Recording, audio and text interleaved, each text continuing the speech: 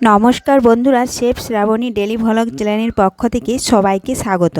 আশা করি আপনারা সবাই ভালো আছেন। তো আমি অতটা ভালো নেই। তো দেখুন, আজকে একটা নতুন ব্লগ ভিডিও নিয়ে এসেছি। তো আপনারা প্রথম থেকে শেষ পর্যন্ত দেখতে থাকুন। তো দেখুন, আমি সকালের কাজ করে আমি রেডি হয়ে গেছি। আমি একটু যাব ডাক্তারখানায় নাম লিখতে। তো নামটা লিখে দিয়ে চলে আসব, কারণ ওখানে প্রচণ্ড ভিড় হয়, এজন্য আগে থেকে নাম লিখে দিয়ে আসতে হয়। তো দেখুন বন্ধুরা, আমি ভিডিও এডিট করতে বসলে মাথা ধরে যায় ও চোখ রিমঝিম করতে থাকে। এই জন্যই আমি যাচ্ছি ডাক্তারের কাছে নাম লিখতে।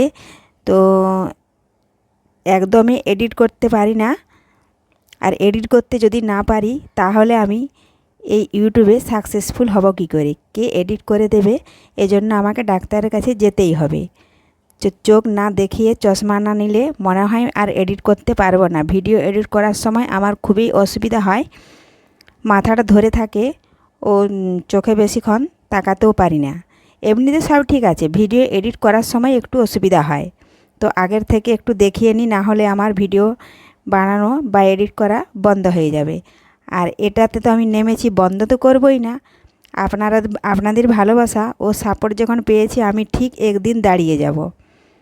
তো দেখুন, তাহলে দেখতে থাকুন। আমি প্রায় এখন নাম লিখে দিয়ে ফিরে আসব। তো দেখুন বন্ধুরা, নাম লিখে দিয়ে আমি ফিরে এলাম। আর এখানে দেখুন, মুরগিগুলো আমি ঢাকা দিয়ে গেছিলাম। তো কে দেখবে, বিড়াল কিংবা কাক যদি আসে তুলে নিয়ে চলে যাবে, এজন্যই আমি ঢাকা দিয়ে গেছিলাম। এখন এসে আমি সবার প্রথমে ঢাকা তুলে ওদেরকে বের করে দিলাম, কারণ ওদেরকে খেতে দেওয়া হয় না। আর ওদেরকে খুলে দিলে এখন খেতে না দিলেও হয়, ওরা অনেকটাই বড় হয়ে গেছে, ওরা নিজে থেকেই পোকামাকড় খেতে পারে। তো এই জন্যই আমি খুলে দিলাম।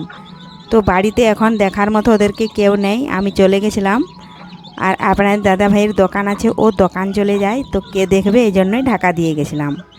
দেখুন, ওদেরকে খুলে দেওয়ার পর ওরা ছোটাছুটি করে দেখুন পোকামাকড় কুড়িয়ে খাচ্ছে।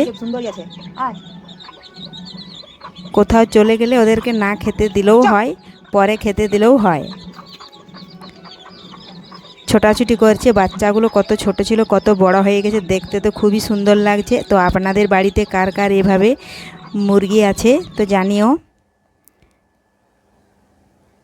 দেখুন, ওর মাও মুখে খাবার নিয়ে করে বাচ্চাগুলোকে খাওয়াচ্ছে। আর এখানে দেখুন বন্ধুরা, চাল মেলেছিলাম আমি ছাদে। তো এখন চলে যাচ্ছি ছাদে চালগুলো ভালোভাবে আমি মেলে দেব, কারণ এগুলো সকালে ভাজবো। তো একটু নাড়াচাড়া করে দেখে নিচ্ছি শুকনো হয়ে গেছে। তো পরে এগুলো আমি নামিয়ে নেব। দেখুন বন্ধুরা, চালগুলো ভালোভাবে শুকনো হয়ে গেছে, এগুলো কাল সকালে ভাজবো। তো ভালো একটু ওপরে নাড়াচাড়া করে মেলে দিলে নিচেরগুলো শুকনো হবে না, ওপরেরগুলো শুকনো হয়ে যাবে, তাতে ভালো মুড়ি হবে না। তো দেখুন বন্ধুরা, আজকে রাতে আর খাবার বানাবো না, কারণ আমাদের বাবা মহাদেবের আজকে খিচুড়ি। এখানে 4 দিন ধরে যে অনুষ্ঠান হয়েছিল, আজকে তার শেষ দিন।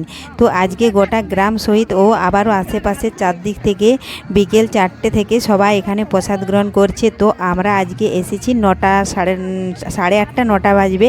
তো দেখুন, এখন অনেকটাই ফাঁকা হয়ে গেছে, এজন্যই এখন এলাম। তো দিনের বেলায় আসলে বাইরে থেকে প্রচুর লোক আসে এই প্রসাদ গ্রহণ করার জন্য, এই জন্য আমরা তাড়াতাড়ি আসি না।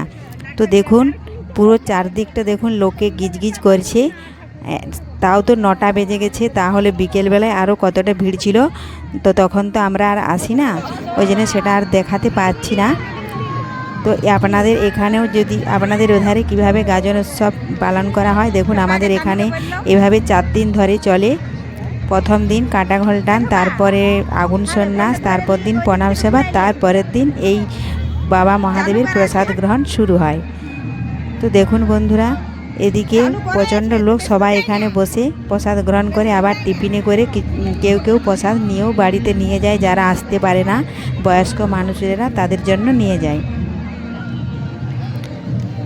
তো আজকের এই ভিডিও যদি আপনাদের ভালো লেগে থাকে, লাইক ও শেয়ার করতে ভুলবেন না অবশ্যই।